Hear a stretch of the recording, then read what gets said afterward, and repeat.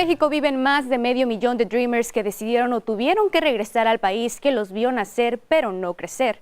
Hoy conoceremos la historia de Víctor, uno de los otros Dreamers. Víctor llegó a Estados Unidos cuando solo tenía 3 años. Sus padres dejaron todo atrás en busca de un mejor futuro para este joven que algún día aspiraría a ser maestro de historia. Como muchos recién llegados, el adaptarse a una nueva cultura y aprender otro idioma no fue fácil, pero Víctor siempre le vio el lado bueno a toda situación. Me acuerdo mis papás diciéndome que tenía que aprender inglés. Yo de niño era algo gracioso, creo que sigo siendo, y les decía, yo ya sé hablar inglés.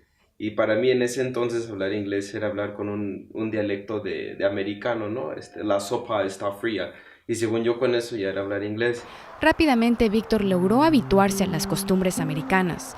Y aunque él siempre supo que vivía en un país ajeno, poco a poco eran más claros los obstáculos que tendría que enfrentar conforme iba creciendo. Yo quise aplicar a universidades y me di cuenta de que realmente, aunque crecía ya, vivía ya, tenía las costumbres y las ideas de personas americanas, no era un americano como sí, ya que se me dificultaban los estudios mayores, ¿no? Entrar a la universidad, buscar empleos también, entre otras cosas. Situaciones que enfrentan miles debido a su estatus migratorio. Para Víctor, su preocupación abarcaba más allá de su propio futuro.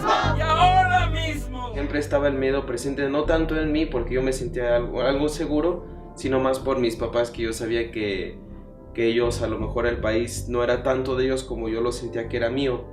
Entonces, a lo mejor en mi caso, yo no tenía esa idea en la cabeza de que soy indocumentado, pero el miedo existía por mis papás, no tanto por mí. Víctor vivió con sus padres por 15 años en Las Vegas, hasta que en abril del 2012, Inmigración llegó a la puerta de su casa y deportó a su padre. Y yo trataba de aportar algo bueno pues allá para quedarme, pero desgraciadamente me regresaron y pues ahora hay que echarle ganas en México a trabajar. A donde vaya uno tiene que trabajar para vivir, para sobrevivir. Siendo hijo único y criado bajo un techo en donde los valores familiares eran una prioridad, Víctor y su mamá tomaron la decisión de dejar todo atrás.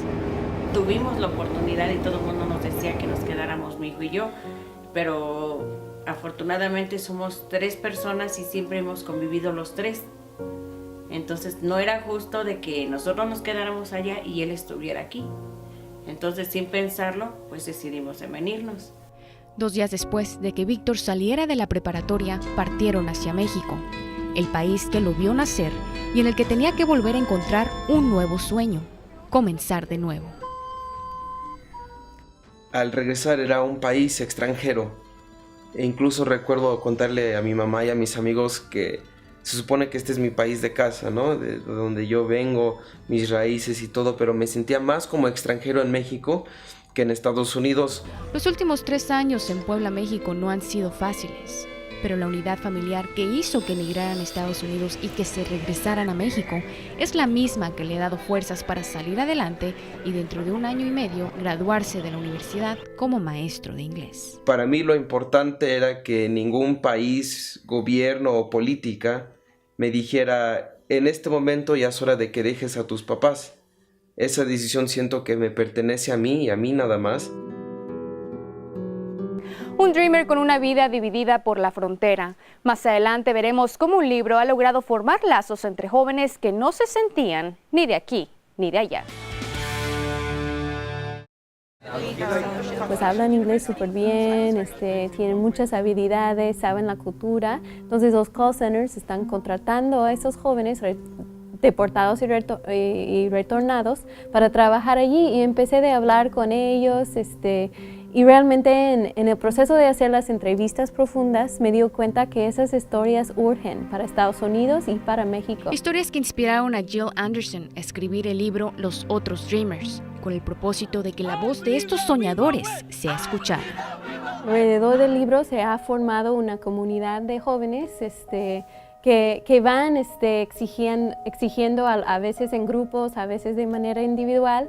Lo que han logrado es por ejemplo, muchos sí han podido ir a la embajada estadounidense y decir y convencer que yo ya tengo raíces en México, estoy estudiando, estoy trabajando y están logrando tener una visa B1, B2 para poder viajar entre sus dos países como turista.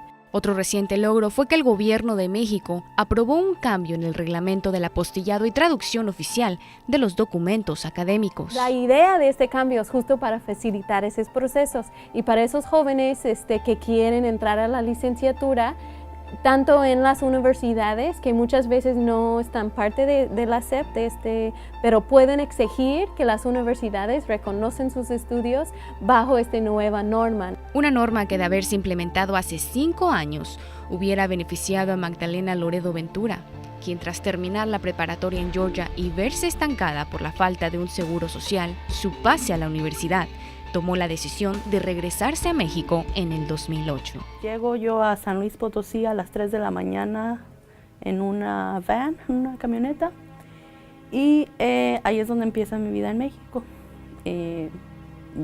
Por supuesto llegué arrepentida diciendo, o sea, ¿qué hiciste? Estás mal, pero ni modo, ya no hay nada que puedes hacer, entonces vamos a empezar en este país. Sus padres, amigos y 16 años de recuerdos se quedaban en Estados Unidos. Pero Maggie sabía que todo esto lo hacía con el fin de obtener una educación superior, un objetivo por cumplir que ni en su país natal sería fácil de lograr. Quiero entrar a la universidad y tampoco. No, es que tienes que tener una apostilla, tienen que estar notarizados, tienes que tener uno de middle school y high school, que no entiendo por qué, si yo tengo high school creo que debo de tener middle school, pero me piden eso. Y yo no los tenía, entonces me tomó un proceso de 5 años. 5 años en México esperando. 5 años en los que del otro lado de la frontera, en el 2012, miles de Dreamers celebraban una batalla ganada. La aprobación de la acción diferida para los llegados en la infancia, conocida como DACA. Pero Maggie no estaba amparada. En el 2012 fue muy triste, la verdad, para mí, porque yo cumplía con todo. Yo dije, no, yo cumplo con todo, debe de haber algo que se pueda hacer, o sea, debe de haber algo, voy a ir al Congreso, voy a ir a hacer algo, porque sí, cumplía con todo, pero solo por estar en México, ya estaba hecho. 7 años después, Maggie regresa a tierra estadounidense con una visa de turista. Enseño mi matrícula consular. Y es aquí, en California, donde cuenta su historia y la de los otros Dreamers. Vengo aquí para hablar obviamente no solo de mí, sino también de todos mis amigos deportados que no pueden estar aquí, para que también su voz se escuche.